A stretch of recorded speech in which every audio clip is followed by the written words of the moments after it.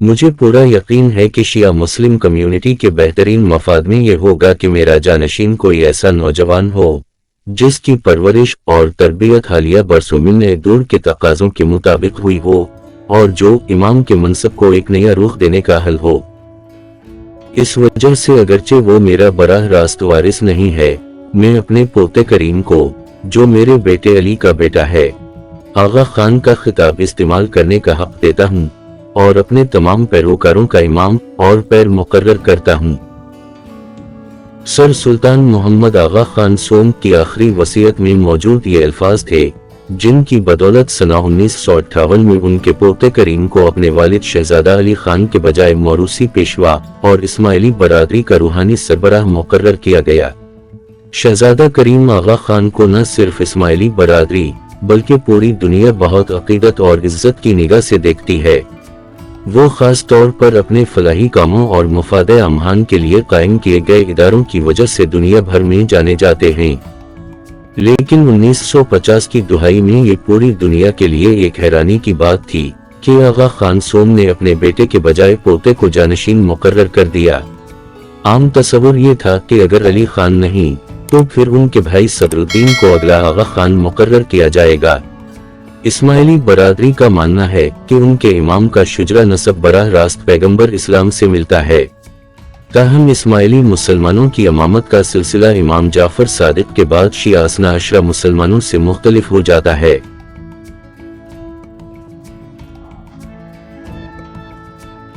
شیعہ اثنا عشرہ جعفر صادق کے بعد ان کے فرزند موسیٰ کاظم اور ان کی اولاد کی امامت کے قائل ہیں، جبکہ اسماعیلی مسلمان جعفر صادق کے بڑے فرزند اسماعیل بن جعفر، جن کی وفات امام جعفر صادق کی زندگی میں ہو گئی تھی، کو اپنے 8ویں امام کا درجہ دیتے ہیں اور ان کی اولاد کو سلسلہ وار اپنا امام مانتے ہیں۔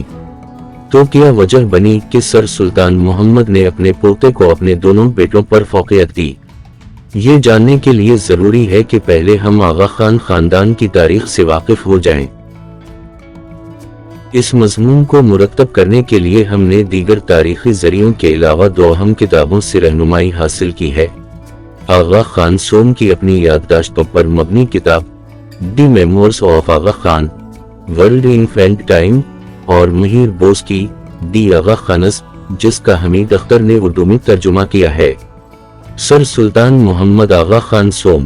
سر سلطان محمد اسماعیلی مسلمانوں کے 48ویں امام بھی نہیں بلکہ تحریک پاکستان کے ایک فعال رہنما بھی تھے۔ وہ 2 نومبر 1877 کو کراچی میں پیدا ہوئے تھے۔ وہ اپنے والد آغا خان دوم علی شاہ کی وفات کے بعد سنہ 1885 میں منصب امامت پر فائز ہوئے اور سنہ 1957 میں جب ان کی وفات ہوئی تو ان کا دور امامت تمام اسماعیلی اماموں سے زیادہ تھا۔ وہ سابق فاطمی سلطنت مصر میں اسوان کے مقام پر دریائے نیل کے کنارے مدفون ہیں۔ بین الاقوامی سیاست میں بھی ان کا اہم کردار تھا۔ وہ آل انڈیا مسلم لیگ کے بانیوں میں سے ایک تھے اور سنہ 1907 سے سنہ 1913 تک اس کی صدارت پر فائز رہے تھے۔ انہی کی کوششوں سے ماسٹر آف آرٹس کالج علی گڑھ کو یونیورسٹی کا درجہ ملا اور وہ اس یونیورسٹی کے پرو وائس چانسلر بھی رہے۔ سنہ 1930 میں جب لندن میں گول میز کانفرنسوں کا آغاز ہوا تو سر آغا خان نے وہاں بھی بر صغیر کے مسلمانوں کی نمائندگی کی اور سنہ 1937 میں انہیں اقوام متحدہ کی پیشرو تنظیم لیگ آف نیشنز کی جنرل اسمبلی کا صدر بھی منتخب کیا گیا۔ سر آغا خان سوم نے 4 شادیاں کی تھیں۔ ان کے سب سے بڑے فرزند کا نام مہدی تھا جو اگر زندہ رہتے تو ان کے جانشین ہوتے۔ ان کے دوسرے فرزند شہزادہ علی خان تھے جو 13 جون 1911 کو پیدا ہوئے۔ شہزادہ پلے boy prince Ali Khan Europe میں اپنی کاکٹیلا پارٹیوں اور معاشقوں کی وجہ سے شہرت پاتے جا رہے تھے۔ انہیں الکوہل سے رغبت نہیں تھی، نہ ہی وہ اپنے والد کی طرح کھانے کے شوقین تھے، مگر وہ اپنے مہمانوں کو ہر طرح مطمئن اور مسرور رکھنے کے فن سے آگاہ تھے۔ انہیں اپنے معاشقوں کے کھلے بندوں ہونے والے تذکروں کی پرواہ بھی نہیں تھی۔ وہ عشوہ و عشرت اور ہنگامے برپا کرنے میں مصروف اور خوش رہتے تھے، اسی سبب سے ان پر پلے بوائے کا لیبل چسپاں ہو گیا تھا۔ شادی کے معاملات میں سر آغا خان سوم بھی خاصے معروف تھے، مگر علی خان ان سے بھی بازی لے گئے تھے۔ اگرچہ آغا خان سوم کی زندگی میں آنے والی خواتین کا خاندانی لحاظ سے برتر ہونا ضروری نہیں تھا، مگر علی خان سے تعلق رکھنے والی بیشتر عورتیں مغربی دنیا کی منتخب حسینائیں تھیں اور اپنے اپنے شعبوں میں شہرت رکھتی تھیں۔ سنہ 1936 میں 21 سال کی عمر میں شہزادہ علی خان کی شادی جون باربرا یاردے بلر نامی ایک انگریز خاتون سے ہوئی جو عمر میں ان سے 3 سال بڑی تھیں۔ اس سے قبل جون کی تھامس لوئل گنس نامی شخص سے شادی ہوئی تھی جن کا خاندان گنس کے نام سے شراب بنانے والی ایک بہت بڑی کمپنی کا مالک تھا۔ اس شادی کے نتیجے میں ان کے 2 بیٹے کریم اور امین پیدا ہوئے، مگر پرنس علی خان ایک ڈال پر ٹھکانہ بنانے والے کہاں تھے۔ جلد ہی ان کے اور جون باربرا یاردے کے درمیان اختلافات رونما ہونے لگے۔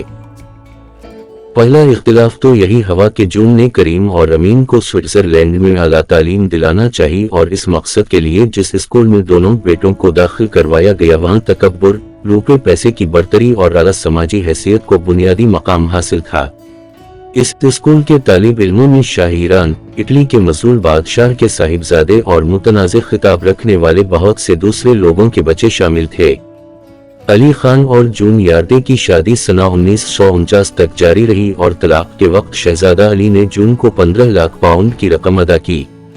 جون نے بھی ایک اچھی بیوی کا کردار نبھایا اور طلاق کے معاملے میں آخر تک تعاون پر آمادہ رہیں۔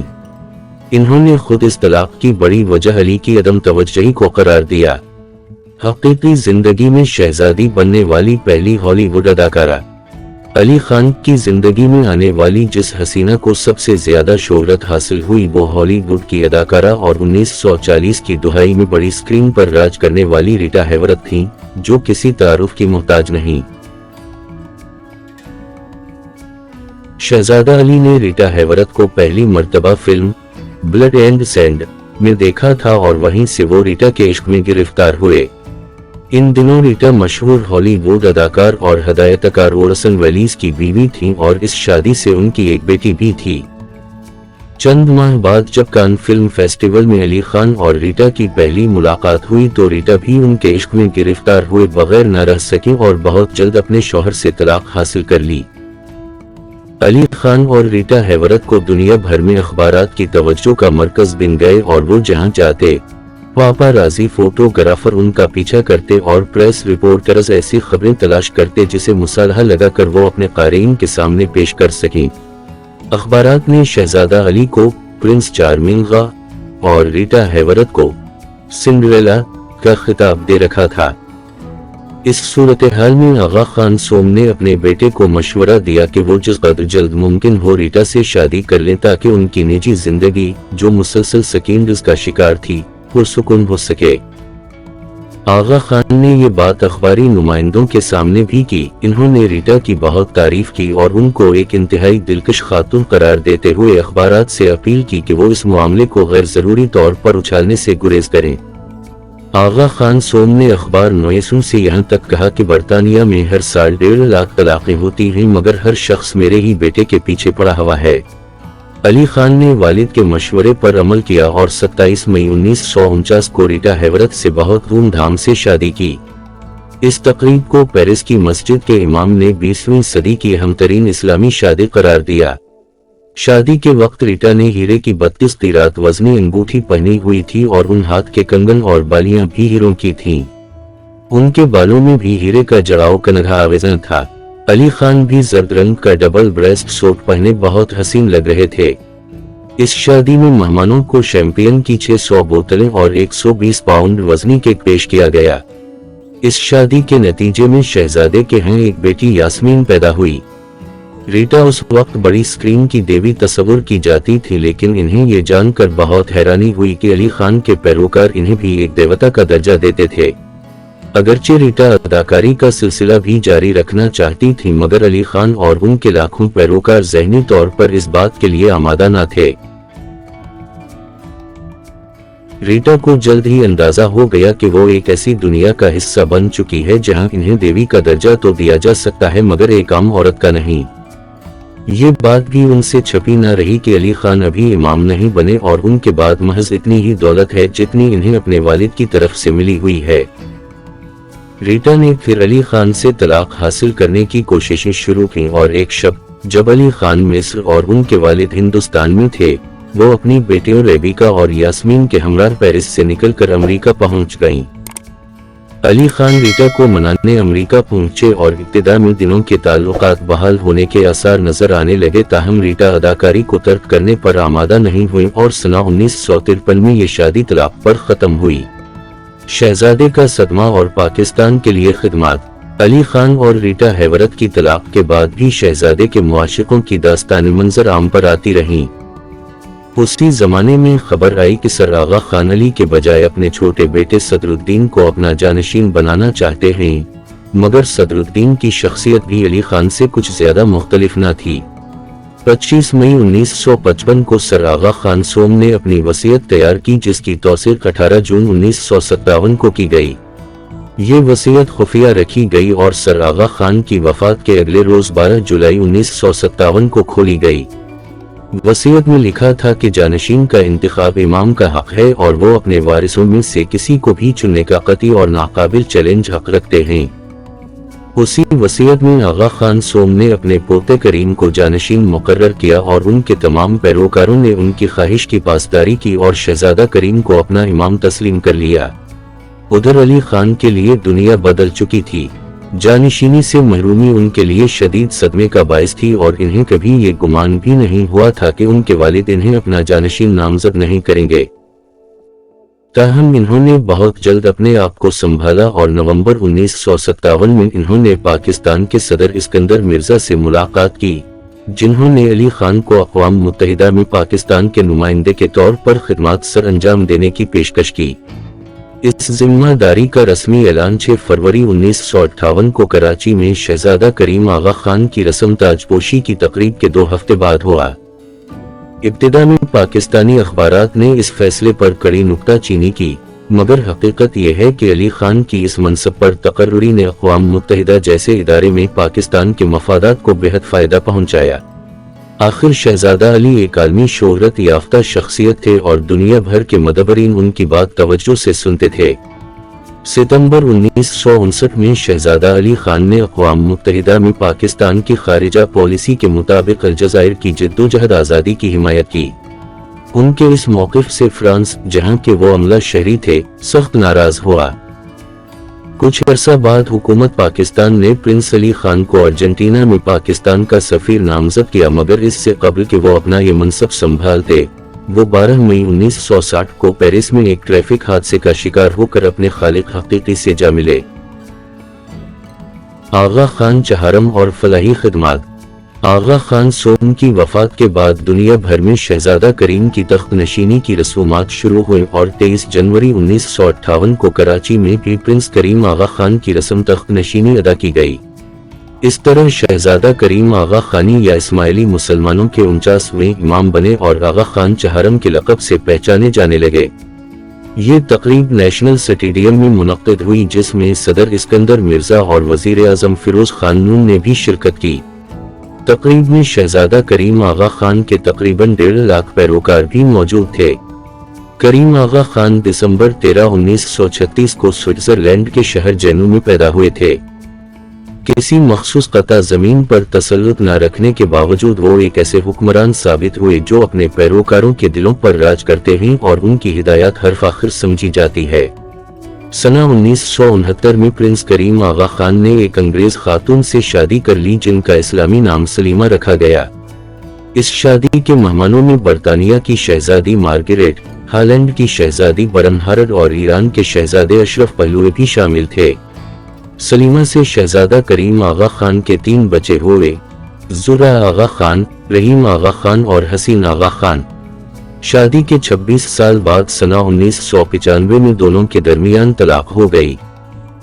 سنہ 1998 میں کریم آغا خان نے دوسری شادی انارہ نامی خاتون سے کی، جن سے ایک بیٹا علی محمد آغا خان پیدا ہوا، مگر چند سال بعد سنہ 2011 میں ان کی انارہ سے بھی طلاق ہو گئی۔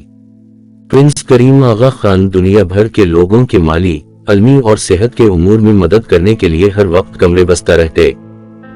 انہوں نے منصب امامت سنبھالنے کے بعد آغا خان ڈیولپمنٹ نیٹ ورک کے نام سے ایک ادارہ قائم کیا اور رفاہی کاموں کے ایک طویل سلسلے کا آغاز کیا جو دنیا بھر میں پھیلے ہوئے ہیں۔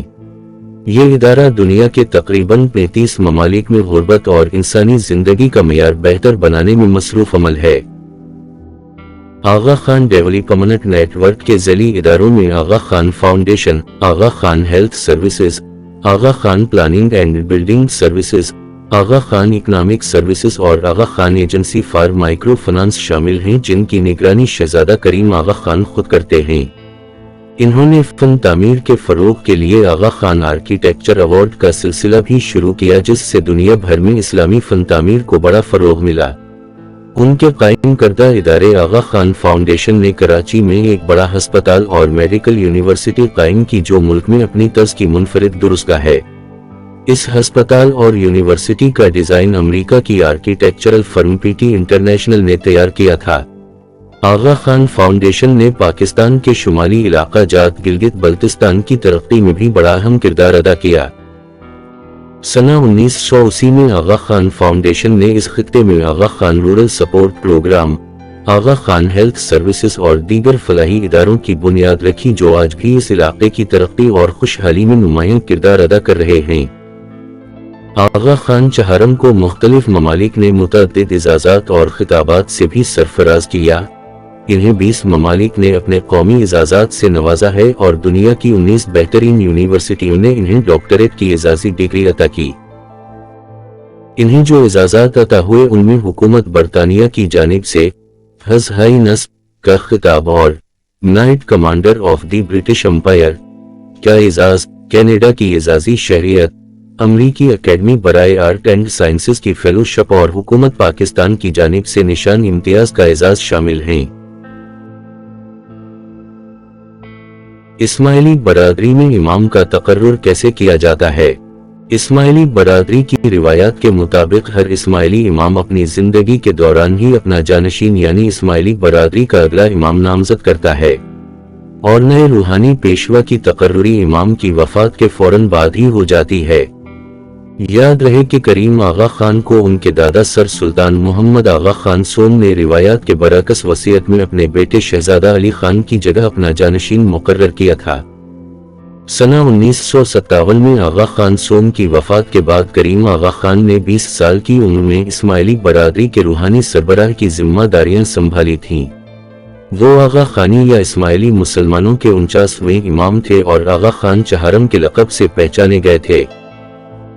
تاہم اسماعیلی برادری کے 50ویں امام شہزادہ رحیم الحسینی آغا خان کی تقرری ان کے والد کریم آغا خان کی وصیت کے مطابق کی گئی ہے۔ اسماعیلی برادری کی ویب سائٹ کے مطابق یہ اعلان 5 فروری 2025 کو لسبن میں کریم آغا خان کی وصیت کے بعد امام کے اہل خانہ اور سینئر جماعتی رہنماؤں کی موجودگی میں کیا گیا۔